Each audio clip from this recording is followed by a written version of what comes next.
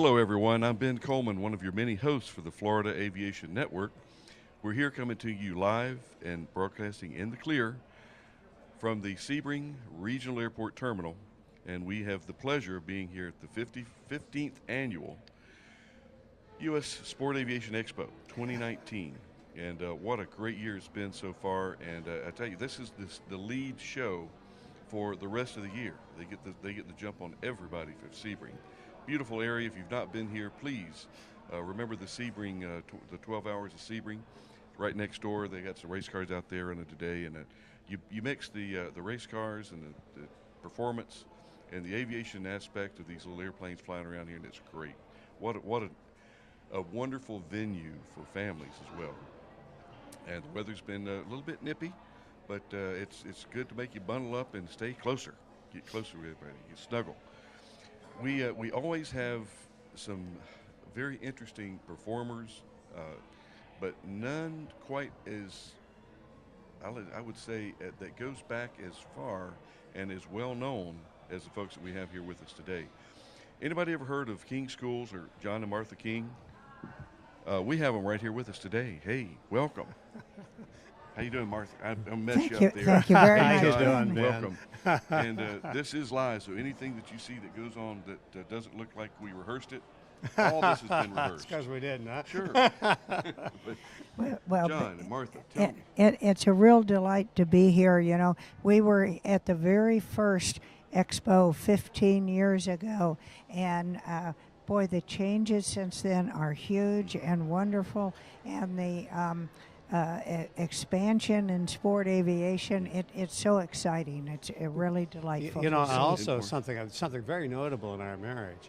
We've been married for 53 years, and I believe this is the first time Martha's ever had laryngitis. I'm really loving it. It's just what an opportunity this is. What a treat, John. Poor Martha. But I tell you, it is always, you guys are you're the very stabilizing force. You're the mainstay. You're at the foundation. You've been doing this for so long, and I can always tell because I always seem to age every year when I see you. You guys are ageless. I mean, you don't seem to age. You know, I tell you how you know you've aged, because we come here and we see a lot of old friends among the aircraft. Martha and I are sport pilot instructors for weight shift control trikes, for powered parachutes, gyrocopters. Actually, we've got commercial pilots and flight instructors and gyrocopters. Mm-hmm. So all of this is all fun for us because this is coming back to memories. Well, John and Martha, I know, and congratulations, by the way. I understand you will be inducted in the great state of Denver, in the Aviation Hall of Fame coming up. Yeah. That's fabulous. We were just blown away by the honor, and there are so many great people, great aviators, great leaders in the community there, and it's just an incredible honor. Well, and it's well deserved too. You guys.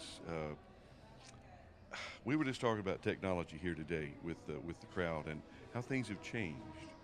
And I can remember getting your information on a little floppy disk. Well, we started off teaching with VHS chalkboards, tapes. and then we got high technology and went to the overhead projectors where you put the piece of paper on and projected it. View graph. Yeah, so we're still eating regularly. And then we went to VHS tapes, which that technology has come and gone since we've been in the business. Yeah. I mean, it's just gone. And Beta SP. I remember when Yeah, that absolutely. That's the and cutting edge. Then CDs and DVDs. You know, and now it's all online. You can take one of our courses on an iPad anywhere you happen to be, or your cell phone if you want to.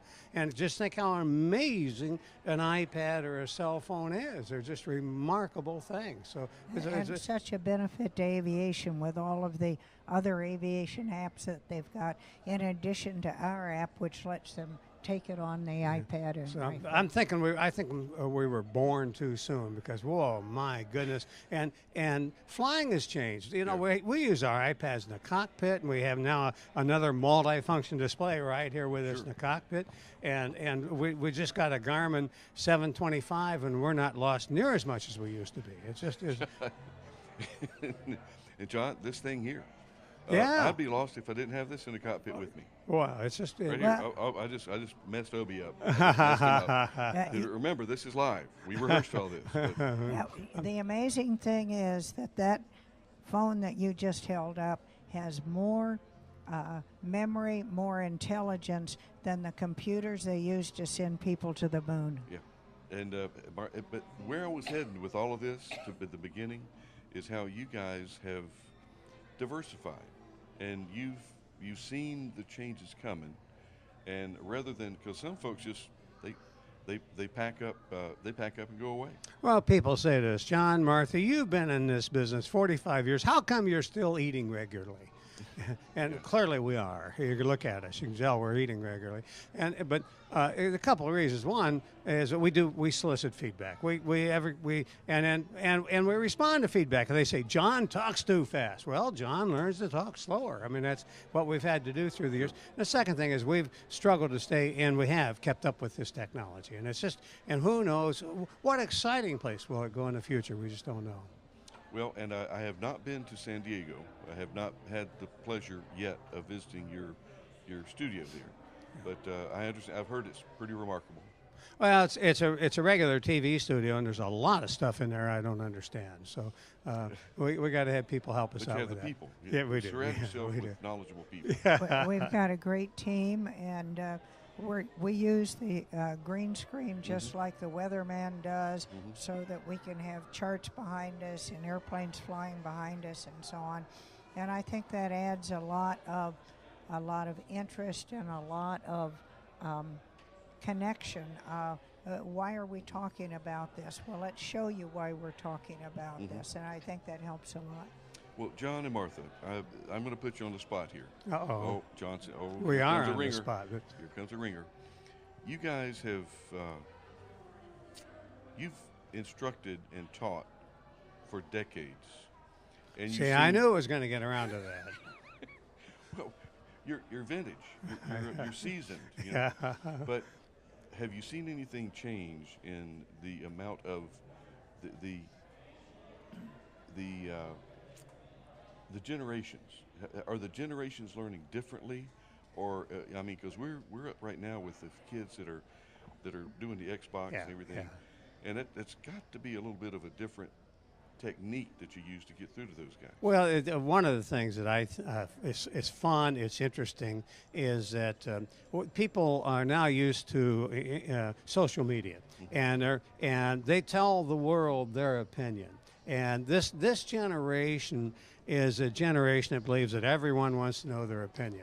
And it's just part of the way it is. So you get a different kind of feedback. You get they're much more willing to give you feedback, and you just get lots of information from people. And all that's good, because remember, the reason we're eating regularly in part is we respond to feedback. So people are much more free and much more open and honest in their feedback than they were in previous generations. But as far as how they learn differently, people have always liked to learn by watching videos, because this has been true for years.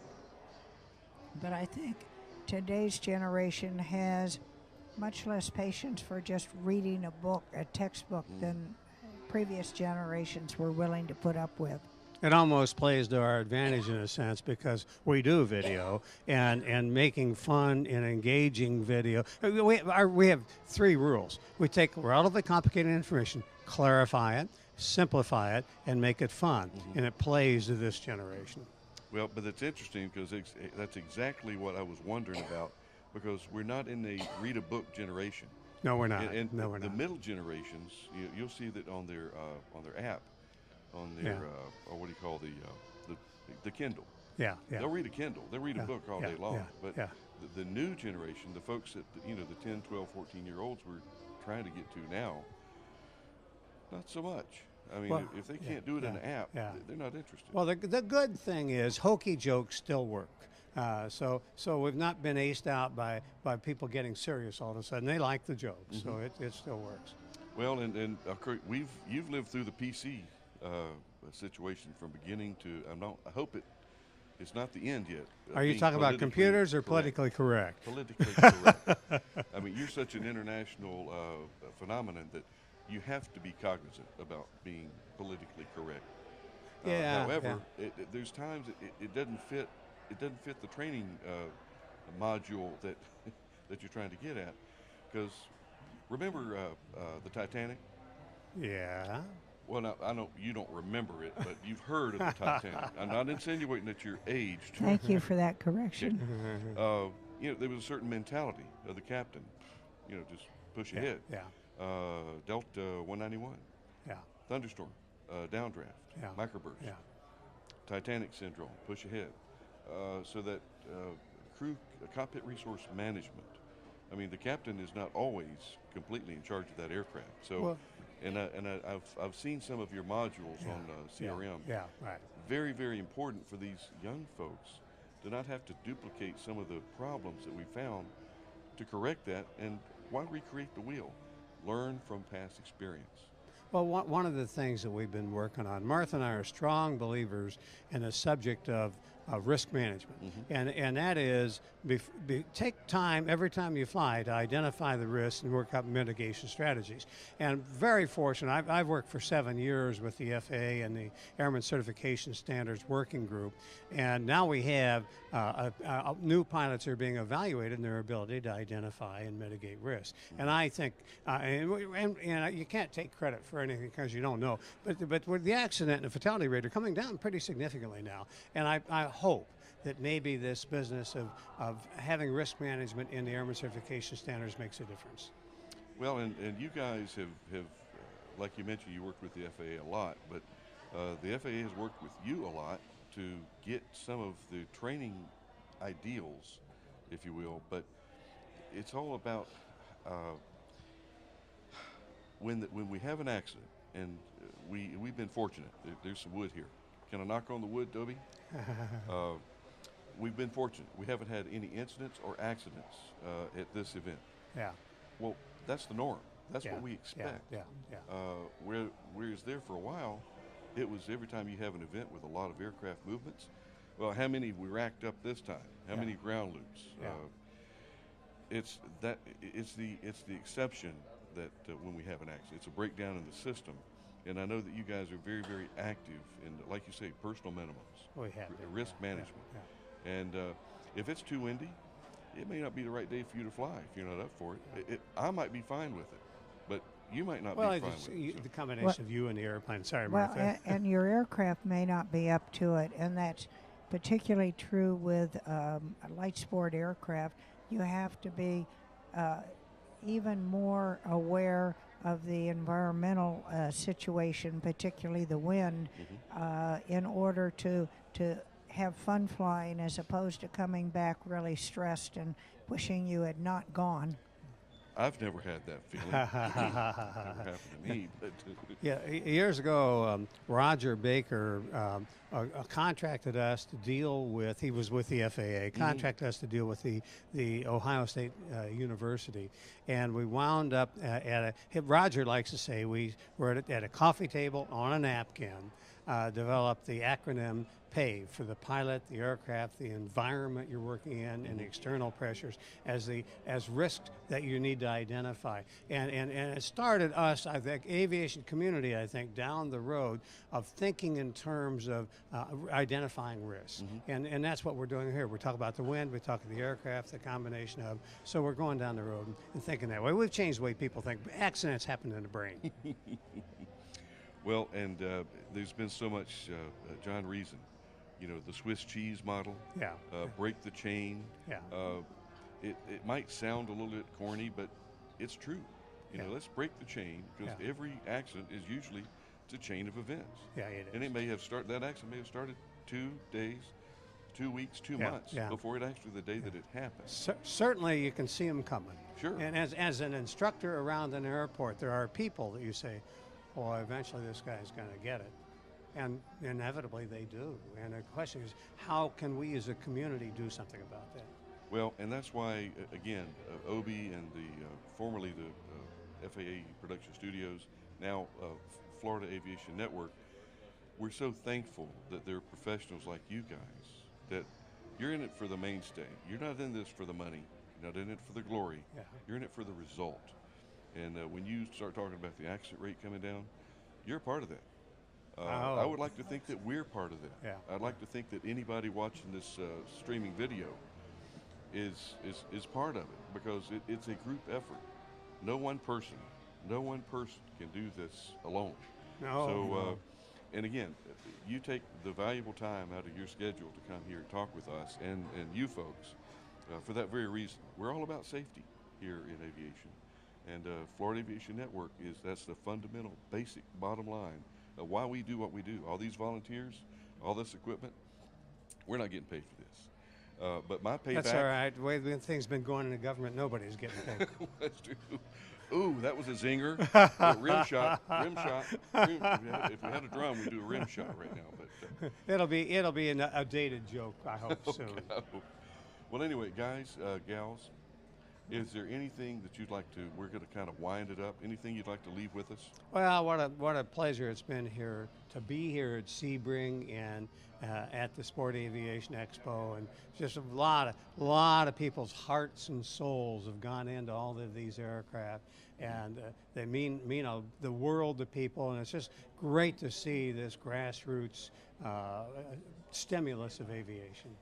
One of the things that we particularly enjoyed was being able to speak at YAZ, the Young Aviators Zone, and the folks here at the Sebring Expo, the Sport Aviation Expo, have done a fabulous job of bringing kids in who probably never would have come or even had their parents bring them otherwise, by working with the schools and organizing it to bring them in and have them check in with various vendors and manufacturers and talks at the expo with a passport that they're carrying and getting initialed.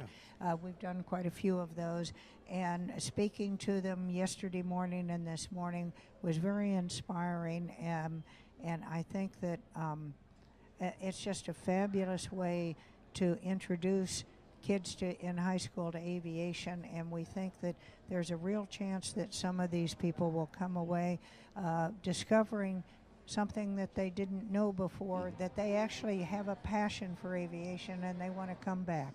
And that's the well best done. outcome. A little older, a little wiser. And I don't care if you're 12 years old, every minute that passes, you're a little older and maybe a little wiser. And I know you're nervous about your keynote speech that's coming up at 1:30. Well, So, I should be, but I'm not that smart. Okay. We're going to wind this up, and thank you so much again. All John, right, thanks, sorry to Ben. reach over you, Mark. Take it easy. And I can hear you just fine. That's good. All right, guys, we're going to wrap this one up, and I'm going to get ready to go listen to their keynote speech, and hopefully we will be able to share that with you for a while. I'm Ben Coleman. We're out of here.